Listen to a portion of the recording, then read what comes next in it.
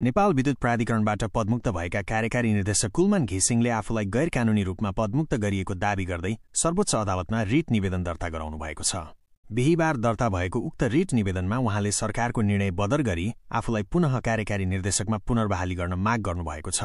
उहाँले प्रधानमन्त्री तथा मन्त्री परिषदको कार्यालय, ऊर्जा मन्त्री दीपक खड्का, ऊर्जा मन्त्रालय, नेपाल विद्युत प्राधिकरणको सञ्चालक समिति र नवनियुक्त कार्यकारी निर्देशक हितेन्द्रदेव साक्यलाई विपक्षी बनाउनु भएको छ।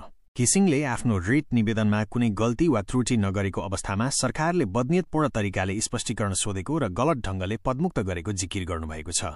सर्वोच्च अदालत प्रशासनले शुक्रबारका लागि उहाँको रिट निवेदनमाथि प्रारम्भिक सुनवाई गर्ने मिति तोकेको छ।